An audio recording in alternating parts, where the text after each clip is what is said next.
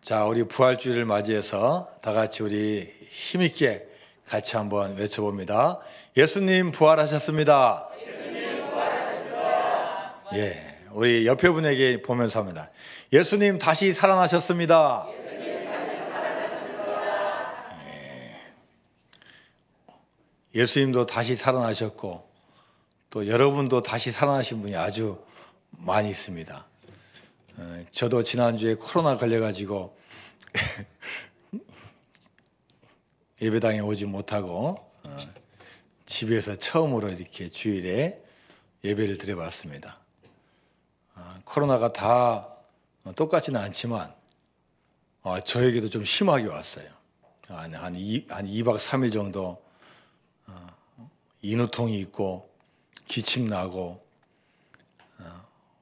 식은땀이 나고 온몸이 쑤시는 것 같고, 그래서 웬만하면 이제 마지막쯤 됐으니까 독한 감기약 먹고 끝내자 했는데 2, 3일 지나도 차도가 없어요. 어쩔 수 없이 자수했어요. 그래서 병원 가서 검사 받으니까 양성 나와가지고 일주일간 격리 기간을 보냈습니다. 저만 걸린 게 아니라 우리 교인들도 많이 걸리셨고, 우리 교인들 보니까 한 거의 50% 가까이 걸리신 것 같아요. 그리고 또 저하고 같이 걸리신 우리 목사님들하고 이거 통화해 보니까요, 저는 그래도 뭐 크게 심한 편이 아니더라고요. 저기 광주 시내에 계신 한 목사님은 너무나 심하게 와서 쓰러지셨대요. 가다가 그냥 방에서 쓰러지셔가지고. 그렇다고 또 앰뷸런스 119 부르면은 또 동네 또 그 한적한 곳에 또 괜히 시끄러우니까 못 부르고 조용히 병원 갔다 오고 링게르 맞고 저한테 전화가 오셨어요. 윤 목사, 나 죽다가 살아났네. 이런 분들이 몇 분 주변에 계셔요. 아주 그냥 안 걸리신 것도 하나님의 은혜고, 그냥 가볍게 지나간 것도 하나님의 은혜고, 세게 지나갔어도 살려주신 것도 하나님의 크신 은혜인 줄로 믿습니다. 저희 교회가 시작된 지가 지금 만 8년입니다. 2014년 1월 25일에 창립 예배를 드리고 저희 교회가 시작했습니다. 그런데 그해 4월 부활주일을 준비하고 있는데 갑자기 며칠 전에 세월호 사건이 났어요. 그래서 그 연도를 제가 기억하는 게 우리 교회가 창립한 해이기 때문에 제가 기억을 하고 있고, 그때 제 딸이 고등학생이었는데 그때 수학여행 갔다 왔는데 세월호 사건 2주 전에 그 회사에 똑같은 다른 배를 타고 갔다 왔는데, 이야, 얼마나 위기를 넘기지 않았습니까? 네. 여러분, 우리가 살아가면서 주변의 교통사고와 수많은 사고와 전쟁들이 먼 이야기가 아닙니다. 그러나 그 많은 모든 것도 시간이 지나면 다 잊혀지고 역사의 뒤편으로 다 물러나가요. 그런데 2000년 전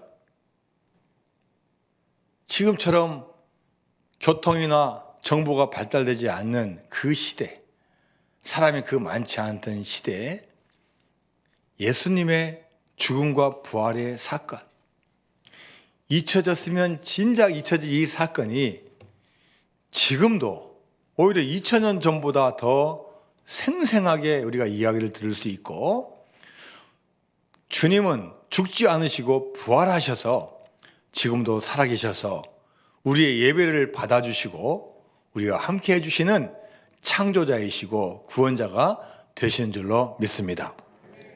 제가 집에 격리하면서 밖에 못 나가니까요, 처음에는 아파서 힘들고 한 3일부터는 그냥 답답해서 이제 힘든 거예요. 그래서 제가 예전보다 몇 배 TV를 좀 봤어요. 근데 월남전 이야기가 나옵니다. 우리나라의 유종철 일병이 50년 전에 월남전에 참전을 하는데 이 베트공하고 싸우다가 이 베트공이 총탄에 맞아요. 그래서 이 목 근처에 맞고 총을 3발을 맞았는데 죽지 않고 살아났어요. 그런데 주변에 있는 동료들은 거의 다 죽고 베토겐에게 포로로 잡혀갔어요. 포로로 잡혀갔는데 뭐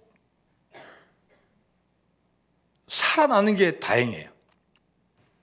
나중에 오히려 베트공 측에서 포로 교환합시다 해가지고 베트공 장교하고 또 이분하고 또 몇 사람 해가지고 포로 교환해갖고 살아났어요.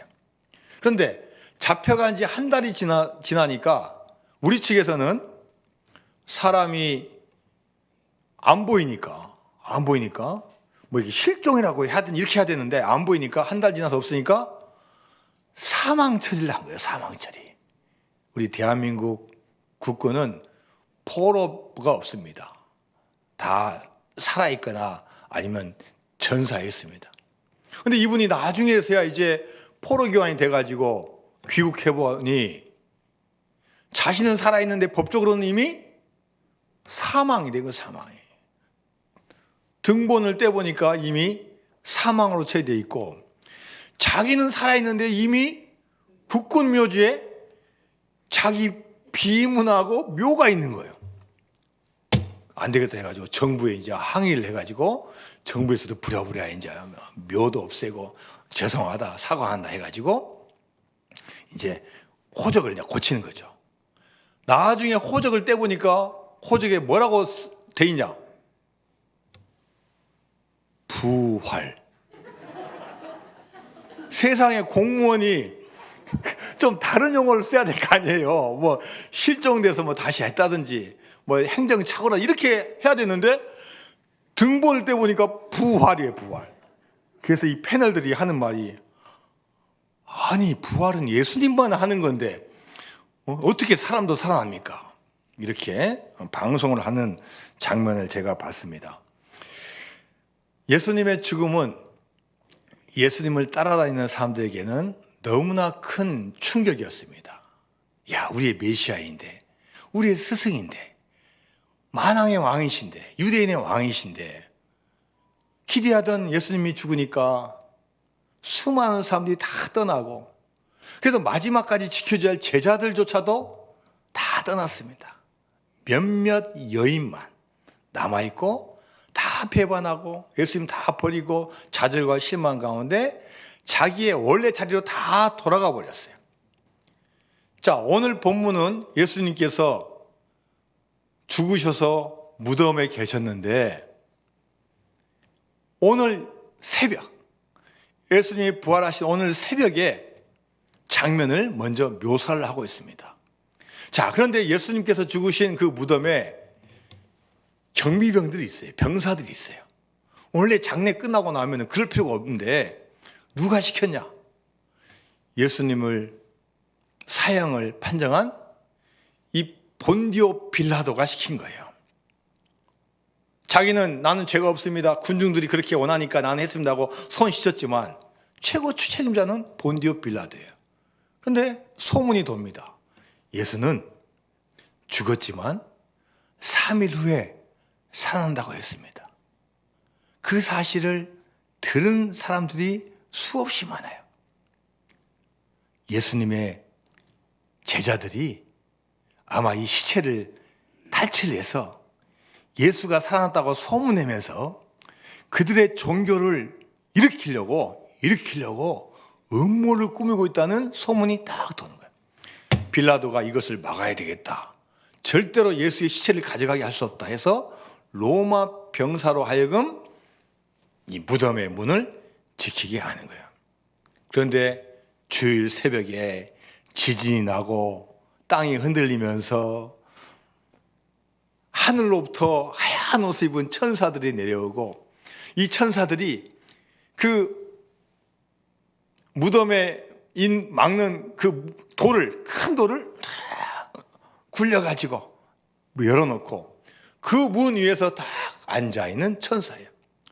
순식간에 일어난 이 장면을 보고 지키던 경비병들이 무서워서 벌벌 떨고 있습니다. 그 장면이 마태복음 28장 4절 말씀에 기록되어 있는데요. 지키던 자들이 그를 무서워하여 떨며 죽은 사람과 같이 되었더라. 이 갑작스러운 일에 경비용들이 무서워가지고 지금 사시나무 떨듯이 떨고 있는 거예요. 한편 마리아라고 이름하는 두 여인과 다른 여인들이 예수님의 무덤에 왔습니다. 예수님께서 죽으신 다음에 부활하신다 했는데 그게 사실일까? 그게 진짜 일어날 수 있을까? 호기심 반, 또 믿음 반을 가지고 그 자리에 왔는데 그 장면을 같이 본 거예요. 천사들이 이렇게 온 여인들에게도 또 따로 여인들에게 말하는 겁니다. 자, 오늘 본문 마태복음 28장 5절 말씀 같이 읽습니다. 시작. 천사가 여자들에게 말하 이르되 너희는 무서워하지 말라. 십자가에 못 박히신 예수를 너희가 찾는 줄을 내가 아노라. 이 천사는 알고 있습니다. 이 여인들이 믿음이 있다는 걸 알고 있어요. 그래서 예수님께서 진짜 부활하셨는지 그걸 보기 위해서 온 것을 알고 있고, 여인들아 무서워하지 말라. 십자가에 못 박히신 예수를 너희가 찾는 줄을 내가 아노라라고 이 천사들이 이야기를 하고 있습니다. 자, 여러분, 우리도 이 세상에서 갑자기 닥쳐오는 무서운 일들이 있습니다. 어려운 일들이 있어요. 내가 질병에 걸리고 암에 걸리고 내 힘으로 해결할 수 없는 일들이 우리 앞에 놓일 때가 얼마나 많은지 모릅니다. 나라와 나라에 전쟁이 일어나고 배가 침몰하고 비행기가 폭파되고 우리가 손쓸 수 없는 수많은 일들이 일어납니다. 여러분, 이렇게 무섭고 두려움 있는 우리 시대를 살고 있으면서 우리는 어떤 마음을 가지고 살아야 됩니까? 지진이 나고 갑자기 막 돌이 굴러가고 이상한 천사들이 나와 있는 그 장면에서 무섭고 두려운데 어떤 마음을 가지고 그것을 이겨내야 되겠습니까? 자, 오늘 본문 마태복음 28장 6절 말씀입니다. 시작. 그가 여기 계시지 않고 그가 말씀하시던 대로 살아나셨느니라. 와서 그가 누우셨던 곳을 보라. 자, 이거 지금 누구 이야기예요? 천사가 하는 이야기예요. 여인들아, 그가 여기 계시지 않다. 다른 말로 하면 예수님께서 죽었지만 다시 살아나셨다. 그리고 그것은 너희보다 또 먼저 그분이 갈릴리로 가시는데, 그분이 살아나신 것은, 자, 28장 6절 말씀 다시 한번 띄워주세요. 그가 여기 계시지 않고, 그 다음에요, 그가 말씀하시던 대로 살아나셨느니라. 그래서 예수님께서 죽으시고 부활하신 것은요, 우연한 사건이 아니라는 거예요. 갑자기 하나님께서 능력을 행해 주시고 갑작스러워 우연히 있어서 된 게 아니라 하나님께서 창세 때부터 계획하시고 섭리하시고 예수님을 이 땅에 보내주시고 또 심지어 십자가에 못 박혀 죽으시고 3일 만에 부활하게 하신 그 하나님의 계획과 말씀대로 이루어졌다는 거예요. 그래서 여러분, 이 일은 우연한 사건, 그냥 그 당시 권력에 의해서 예수님께서 그냥 십자가에 못 박혀 죽으신 어쩔 수 없는 사건이 아니라 우리 인류를 향한 하나님의 사랑, 구원의 계획에 하에서 이루어진, 말씀대로 이루어진 사건이라는 겁니다. 이 사실을 천사가 증언합니다.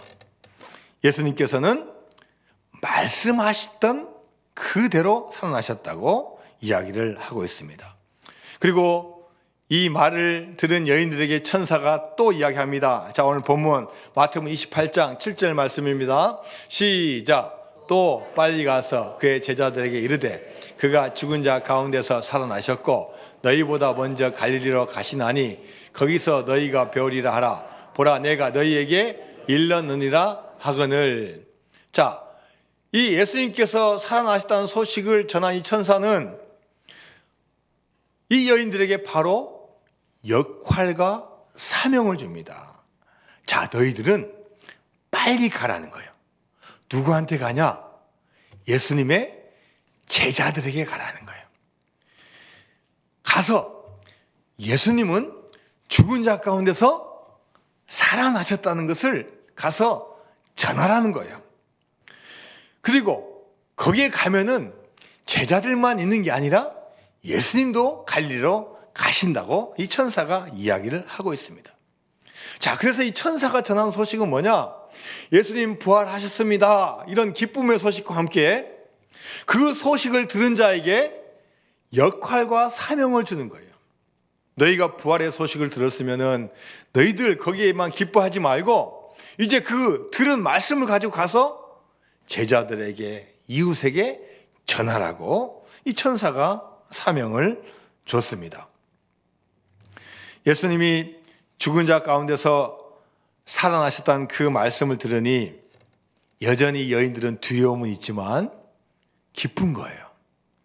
여전히 상황은 힘들고 아직 주님은 만나지 못했지만 이 천사의 말을 들을 때 그들은 너무나 기쁩니다. 그래서 마태복음 28장 8절에서는 이렇게 말하고 있어요.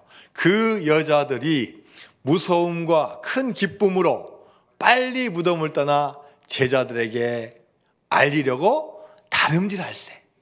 이 여자들이 한편으로는 여전히 예수님 만나지 못했고 확인하지 못했기 때문에 무서움과 두려움이 있지만 천사들에게 받은 그 사명을 가지고 어떻게 가냐? 다름질한다. 다름질. 그래서 9절 10절 말씀 본문을 보면요, 가는 길에 예수님을 만나요. 그래서 예수님께서 여인들아 평안하뇨. 자, 여러분 잘 알죠? 히브리어 원어로 평안이 뭡니까? 샬롬. 샬롬. 지금 정신이 없는 여인들에게 주님께서는 샬롬, 평안을 전하면서 천사들이 말했던 그 똑같은 이야기를 이 여인들에게 사명을 주는 거예요. 자, 오늘 본문 마태복음 28장 10절 말씀, 자, 다 같이 읽습니다. 시작. 이에 예수께서 이르시되 무서워하지 말라. 가서 내 형제들에게 갈릴리로 가라 하라. 거기서 나를 보리라 하시니라. 자, 천사들이 여인들에게 한 말과 예수님께 하신 말씀이 똑같아요. 어디로 가라는 거예요? 갈릴리로 가라는 거예요. 갈릴리로 가라는 거예요. 무서워하지 말고 형제들에게, 제자들에게 가라는 거예요. 갈릴리로 가서 거기서 나를 만나고 거기서 형제들을 만나서 주님이 부활하신 것을 확인하라고 말씀하고 있습니다. 자, 그렇다면 여러분 천사들도 갈릴리로 가라 합니다. 예수님도 갈릴리로 가라고요. 그렇다면 여러분 그 갈릴리는 어떤 곳입니까? 예수님께서 사역을 하시고자 할 때 먼저 사람을 선택하셨습니다. 제자들을 선택하셨어요. 가장 먼저 선택한 4명이 누구냐? 베드로, 안드레, 야고보, 요한이에요. 근데 이 제자의 직업이 다 뭡니까? 갈릴리 해변에서 물고기를 잡고 있는 어부들이에요. 예수님께서 베드로의 배 위에 올라오셔가지고 말씀을 전하시면서 밤새도록 고기를 잡았지만 한 마리도 못 잡은 이 베드로에게 깊은 곳에 가서 그물을 던져라. 그래서 말씀에 순종해서 그물을 던졌더니 얼마나 많이 잡혔는지 그물이 찢어질 정도이고 배 2배 가득 실어요. 이 만선의 기쁨을 뒤로한 채 이 베드로가 예수님 앞에서 무릎을 다 꿇고 고백합니다. 주여, 저는 죄인으로서이다. 저를 떠나소서.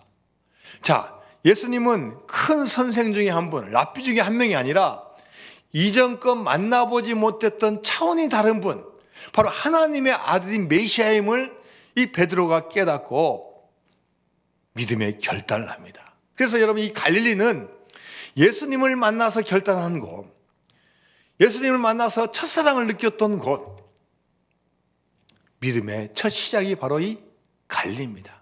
그래서 갈릴리로 가라는 말은 무슨 말이냐? 첫사랑을 기억하라는 거예요. 첫사랑을 회복하고 첫 믿음을 간직하라는 거예요. 저와 여러분에게도 믿음의 여정을 어떤 분은 몇 년, 어떤 분은 수십 년 살아왔지만 우리가 항상 기억해야 될 것은 믿음의 첫사랑을 기억해야 된다.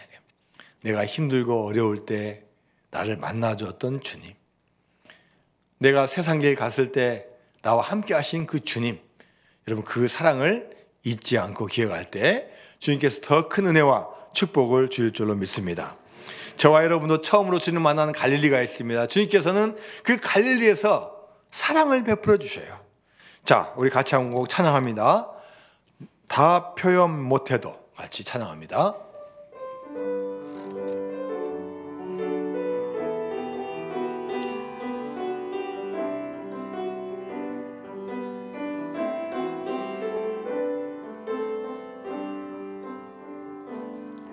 다 표현 못해도 나 표현하리라.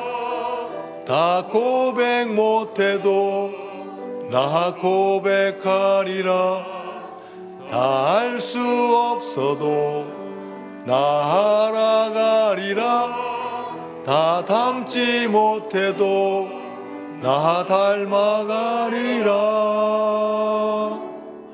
다 표현 못해도 나 표현하리라. 다 고백 못해도 나 고백하리라. 다 알 수 없어도 나 알아가리라. 다 닮지 못해도 나 닮아가리라. 그 사랑 얼마나 아름다운지, 그 사랑 얼마나 날 부욕해 하는지, 그 사랑 얼마나 크고 놀라운지를, 그 사랑 얼마나 나를 감격하게 하는, 그 사랑 얼마나 아름다운지, 얼마나 아름다운지, 그 사랑 얼마나 날 부욕해 하는지, 그 사랑 얼마나 크고 놀라운지를, 그 사랑 얼마나 나를 감격하게 하는지.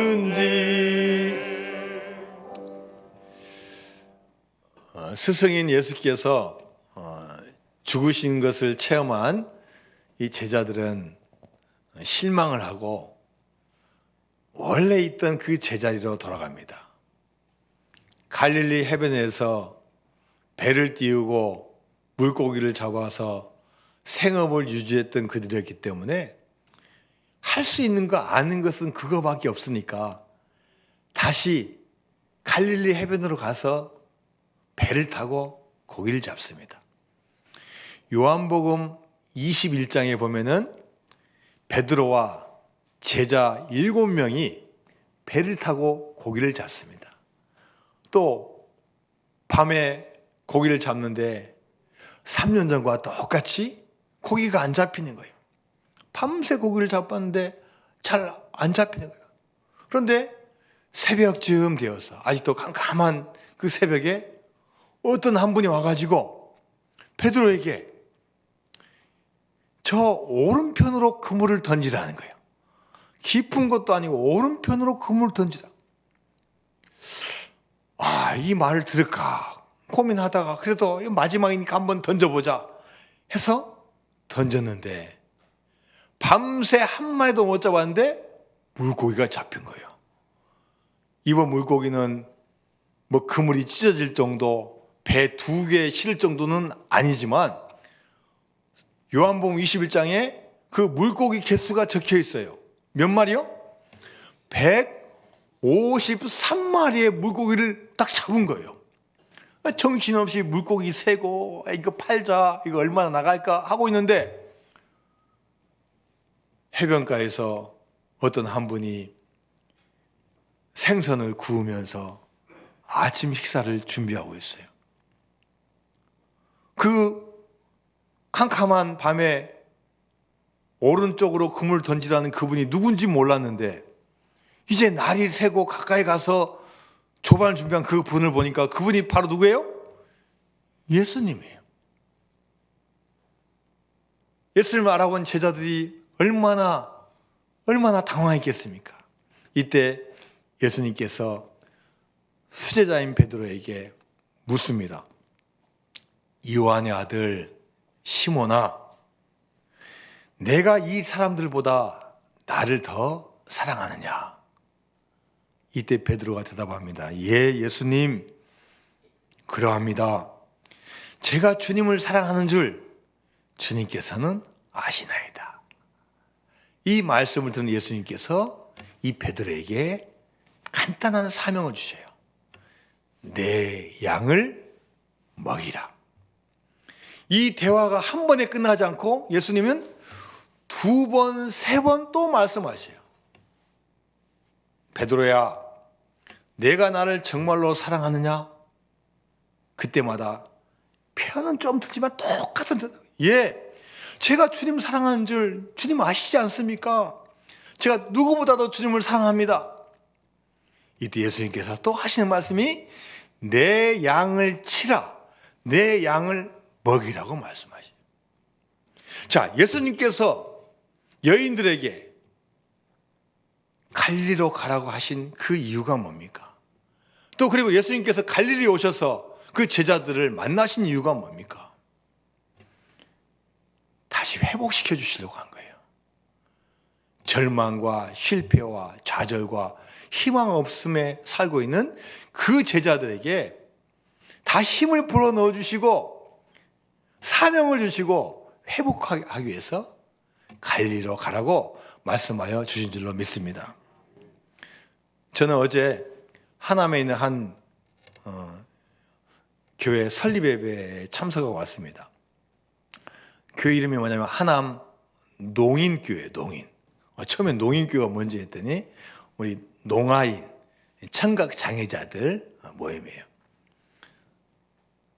이 목사님은 원래 서울에 있는 노량진 교회에서 이제 했는데, 이제 노량진 교회도 이제 목사님이 계속 바뀌고 또 여러 가지 재정적인 문제가 있기 때문에 이제 이게 이제 나가서 하세요. 그냥 상가 가서 처음에는 또 지원 많이 주다가 이제 점점 이제 끄는 거예요. 그러니까 이제 이 농인교회가 유지는 해야 되고 농아인들을 위해서 이 목사님이 사역을 해야 되는데 이제 물질은 부족하고 월세 내야 되고, 그래서 이제 이 목사님, 여자 목사님들 이 기도 제목이 뭐냐? 하나님, 우리 농아인들을 위한 우리 단독 건물을 주시든지 좀 세를 내지 않을 수 있는 그런 좀 예배 처소를 허락해 주세요. 10년이 넘게 기도하고, 그리고 우리 농아인들에게 힘을 보니까 기도합시다. 하나님께서는 반드시 주실 거예요. 그런데 응답이 없어요. 그런데 몇 달 전에 하남에서 큰 상가에 있는 한 교회가 코로나를 겪으면서 담임 목사님이 안 계시게 됐어요.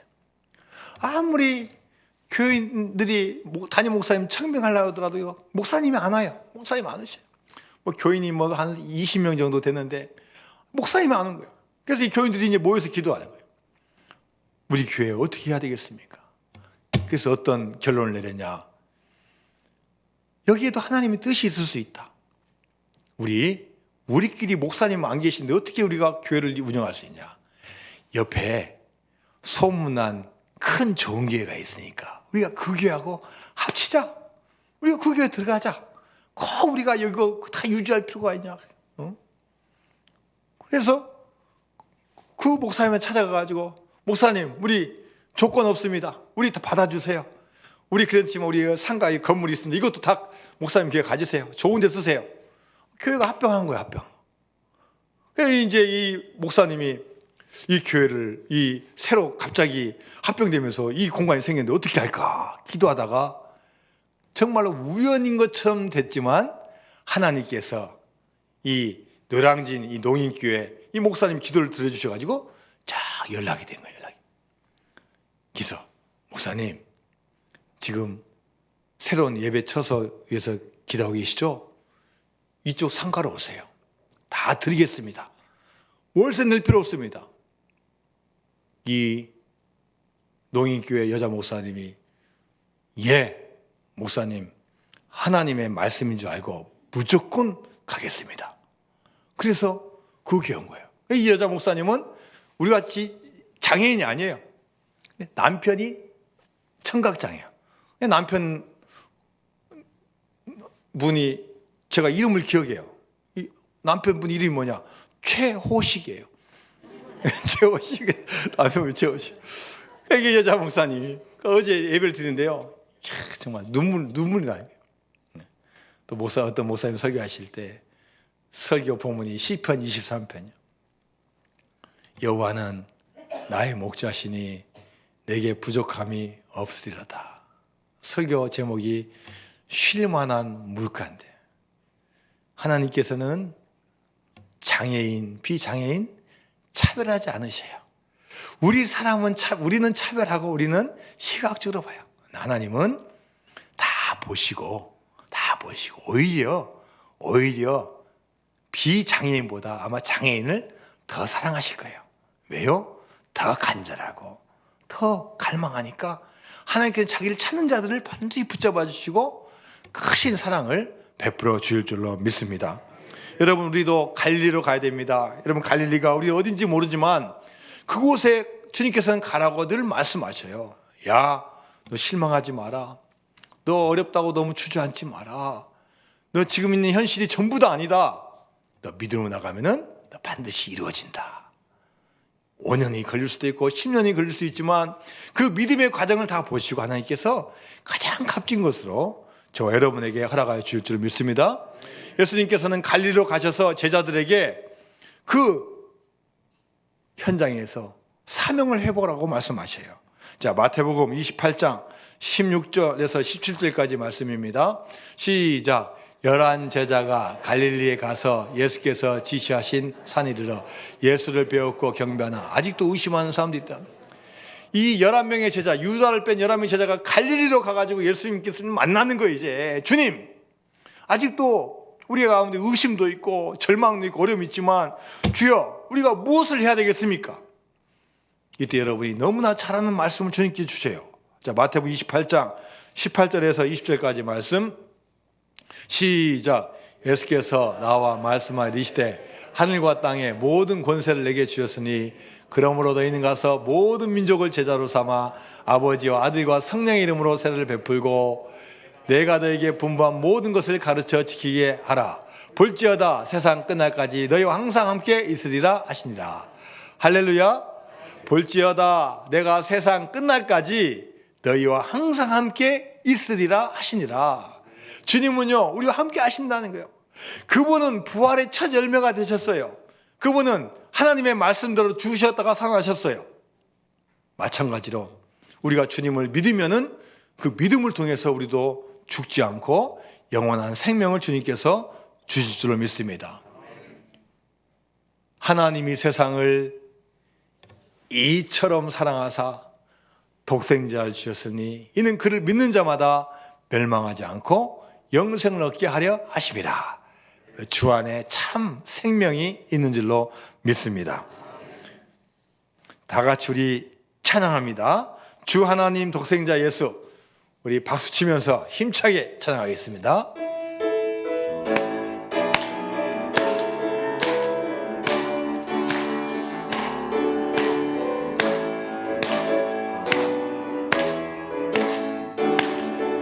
주 하나님 독생자 예수 날 위하여 오시었네. 내 모든 죄 용서하시고 죽음에서 부활하신 나의 구세주 살아계신 주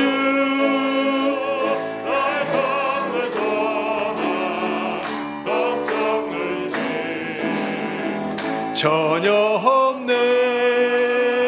사랑의 주 내 갈 길 인도하니 내 모든 삶의 기쁨 늘 충만하네. 주 안에서 거듭난 생명 도우시는 주의 사랑 참 기쁨과 확신 가지고 예수님의 도우심을 믿으며 살리. 살아계신 주 나의 참된 소망 걱정 근심 전혀 없네. 사랑의 주 내 발길 인도하니 삶의 기쁨 늘 충만하네. 하나님 아버지 감사드립니다. 저희들에게 부활을 허락하여 주시고 또 살아계신 주님을 보여주시고 또 증거할 수 있는 믿음 주심을 너무나 감사드립니다. 우리 이 세상에서 한정된 공간과 한정된 시간 안에서 살고 있는 연약한 존재이지만 부활하신 주님 바라보고 이 땅에서 우리에게 주어진 사명, 갈릴리의 사명을 잘 감당해서 하나님께 칭찬받는 우리 모두가 될 수 있도록 은혜 허락하여 주옵소서. 예수님의 이름으로 기도드리옵나이다. 아멘.